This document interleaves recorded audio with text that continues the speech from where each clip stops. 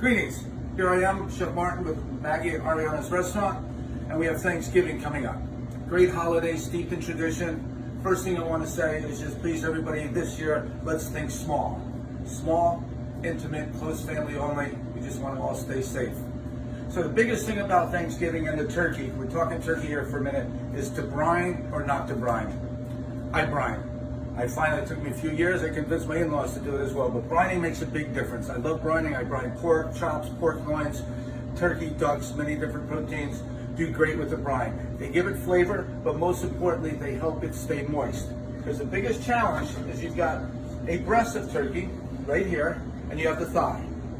The thigh takes longer to cook than the breast, period. So what happens with dry turkeys? Well, because in order to get it cooked properly, the breast will be overcooked by the time the thigh is cooked through. That is just an inherent problem with cooking a whole turkey. So brining really aids in the fact of keeping that breast meat moist with the brining so that you get to eat turkey cooked evenly and you enjoy nice, moist, white meat. That is the main reason for doing it. That's why I highly recommend it. We'll talk real quick. I want to talk about one other thing about Thanksgiving. Is to stuff or not to stuff. That's another tradition which I don't mess with. I recommend not stuffing. The FDA recommends not stuffing. Most of your grandmothers will not cook a turkey without stuffing it. And I get that. And that's fine. But I just quickly want to explain why. Certainly though, if you buy nice, fresh, local birds, you usually don't have to worry about it. But the key what they talk about, especially with the FDA, is you have the stuffing in the cavity, okay? So, you want your turkey to be cooked to 165 degrees internal temperature. So while this turkey is cooking, juices from the turkey are leaching down into the cavity. The cavity is filled with stuffing. So the stuffing is going to absorb some of the turkey juices, which is good. It adds flavor to it. But it could carry the salmonella. And so what happens is that if you don't get the stuffing up to 165 degrees in the center of the stuffing, you might then possibly, this is where it gets a little tricky with all these little concerns, is that you could get sick from it. So that is why, because by the time the stuffing is 165 degrees inside, the turkey's done. It's just overdone. So what we're going to do is we're going to take the turkey and we're going to put it in a bucket. Now, fortunately for us, we have large buckets, we have a walk-in. It makes it very easy for us to do this. That's one of the other challenges at home. A smaller container. Literally, one of the best things to do is a clean, small, sort of office trash can. These work perfect. This one's even too big. You can even get a smaller one.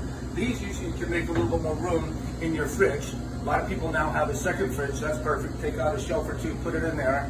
Up here in New England, the Upper Valley, right now we're getting 35-degree nights, 30-degree nights. So in a garage outside would be fine also. Keep it safe from critters. So we can get it going. Cold water, what we use. Brining, they say 24 to 48 hours. I think you can get up to 48 hours, that's great. Also, we talk about size of turkeys. When we're thinking small, we should be thinking about 10 to 12 pounds. Most turkeys, hens, are from 10 to 14 pounds. This is about an 11 pounder. We talk about ratio, it's usually like 1 pound of 1 pound turkey to one person, but people like leftovers around Thanksgiving. So you're thinking 1.5 pounds up to 2 pounds per person. So a 12-pound turkey, nice little hen, about this size, can feed 6 people very nicely, even 8 people. Cold water, we're going to take some brine mix. This is what we make, and we're also going to be doing, we're going to have this available for takeout. We'll try and get a recipe online as well for you.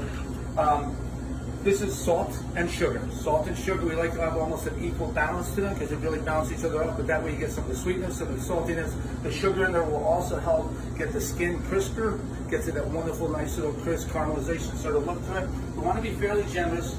I put in about 1 cup of this to about a couple of gallons or so of water. Orange juice, this is a nice little, it gives a little sweetness and a little citrus. I like adding some orange juice into it. And then apple cider. This is also just fun. It adds a nice little flavor, nice little fall touch to it as well. We put some cider. I'm probably putting about, probably just over a cup. Again, I do this so long as I just do it by feel, by touching by feel. Then we're going to add a little more water into it. Just stir it around for a minute. And we're going to put the turkey in there and make sure it's completely submerged. Now what will happen is that the turkey cavity is open, it's buoyant, so the turkey will kind of rise up as you fill it up with the water and it'll stay on the surface. So once you get it filled up properly, what I recommend doing is just putting a plate on top of it or some kind of little weight just to keep it submerged, because otherwise it is just going to want to kind of float to the top. And there we go. That is brining turkey.